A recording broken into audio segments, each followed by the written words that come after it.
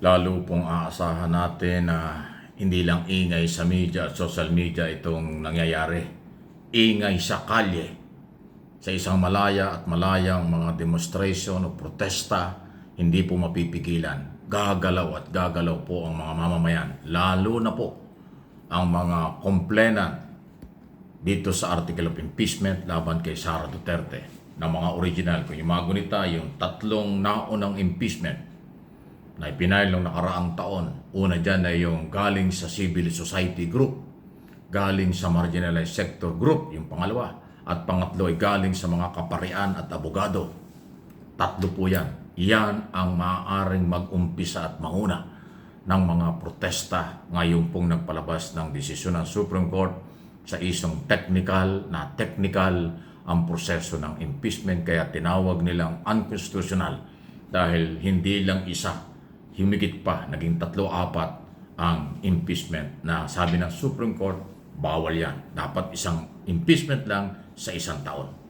So napakalinaw po nun sa sikat ng araw, kahit na masama ang panahon, na hindi pa nasasagot, hindi pa napapag-usapan officially ang hinahanap na katarungan at katotohanan ng taong bayan sa nawawalang pera o ginastos na pera ng Office of the Vice President Sara Duterte. Malino po yun. Yung article of impeachment na mga posibleng kasalanan, pagkakamali ni Sara Duterte, hindi pa nasasagot, hindi pa napapag-usapan, kaya buhay na buhay pa rin. At yan ang isa sa dahilan kung bakit asahan na natin ng mga rally. Sa Lunes, merong SONA ang Pangulo na dating niraralihan niya ng mga mahilig sa mag-rally.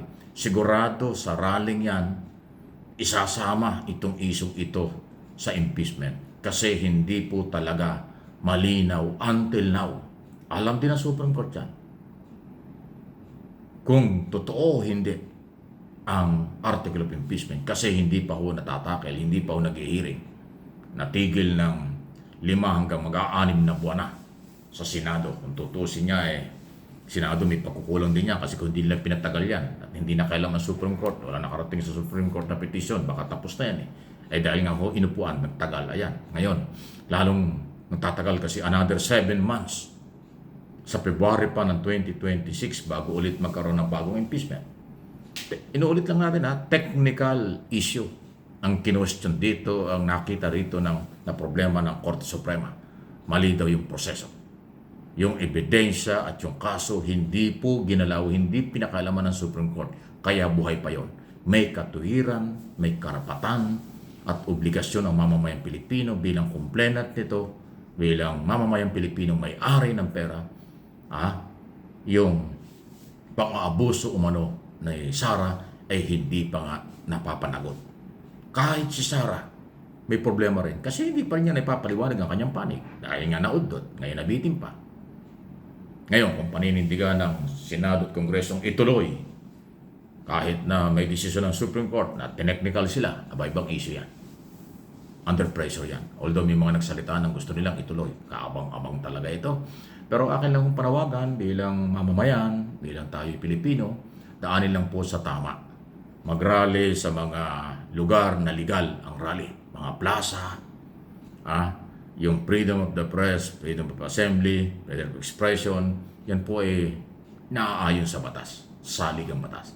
So mga ibabaw lang po yung makataong mga demonstrasyon, maayos na mga demonstrasyon, issue lang ang itapik, issue lang ang pag-usapan, alang problema. Lalo na kung nasa tamang lugar. Hindi na humaiwasan yan, lalaki yan, maniwala kayo.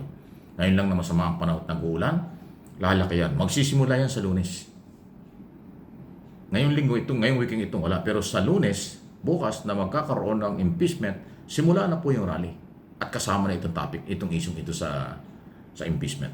Maniwala po kayo. At marami pang issue. So sunod-sunod na yan. Pwede maging sakit ng ulo ng pulis o ng mga local executive, pero wala tayong magagawa. Part ng demokrasya. Kasi nga yung freedom of assembly, freedom of expression, malayang paghahayag, hindi ko pinagbabawal yun ng ating mga batas. Okay? So, ingat na lang. Ano yung masasabi dyan? Sasama ba kayo o hindi? Ayan. At yung mga Pilipino sa abroad, ganoon din po. Posibleng sa abroad, pinagtatalunan din ito. Lalo na po yung mga pro-anti-government. Lalo na yung mga pro Sara Duterte, Pro Duterte, nagalit na galit sa gobyerno, nakakita sila ng mga issue, pero baka linlangin kayo yan. Technical isyong technical ang nakita. Technical ng Supreme Court. Yung proseso lang, hindi po yung ebidensya ang pinag-usapan. Proseso ho ang nakitang illegal, labag sa batas. Yun lang yun. Baka kayo linlangin, sabihin ng mga Duterte supporters, wala na, binasura ng Korte Suprema, tapos na ito, iyak na kayo, ganito. Puro kalokohan yun. Hindi ho tapos.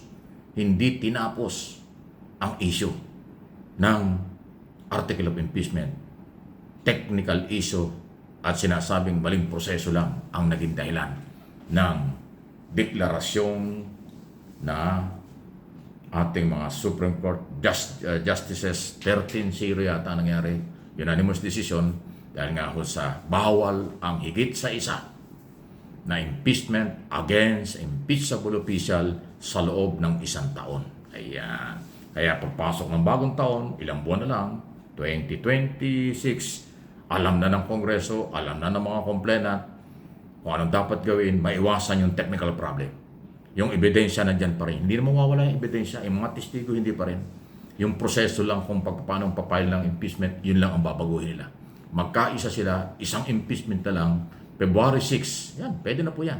February 6 or after February 6, pwede nang i-file. Isang-isa lang para hindi na ma-technical. Kasi pag naging dalawa na naman yan, mati-technical na naman ng Supreme Court.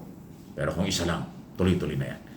Yun ang pwede mangyari, yun ang gagawin. Pero, kung inulit ko, kung itong Kongreso at Senado hindi susunod sa Supreme Court at magtutuloy yung trial, ibang issue yan. Mayroon ng president na ganyan. May nangyari naman ganyan. Panahon yata ni Corona ba ito? Sino bang na-impeach na, ini-impeach na biglang mayroong decision ng Supreme Court, hindi itinuloy, hindi pinasin ng Supreme Court, ang mga senador, sabi ng mga senador, nag-convene na kami. Meron kaming authority. Ituloy na namin ito. Walang nagawa ang Supreme Court. Ito ganoon din nangyari. Nagsimula na. Ilang pag nanumpa na yung mga senador dyan, so officially nag-convene, nagsimula na ang impeachment court. Pag pinanindigan ng mga senador na sila nagsimula na at itutuloy nila, hindi kayang pigilan ng Supreme Court yan. Kasi ang sinabi naman ng Supreme Court, technical yung proseso ang pinagbabawal, ang lumabag. Yung paghahanap ng katarungan at katotohanan, yun ay bitin. Yun ang layunin ng impeachment. Laban sa impeachable official, yung mga katotohanan ito. Di ba? Magkaiba po yun. Kaya mag-abang-abang tayo, marami kong pwede pang mangyari. Relax lang, maging bukas ang kaisipan, maging matalino, para hindi kayo mabudol. Maging matalino para hindi kayo malinlang.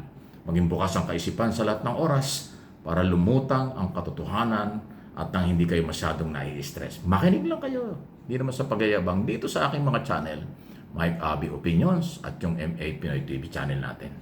Tutulungan ko kayo at magtulungan tayo.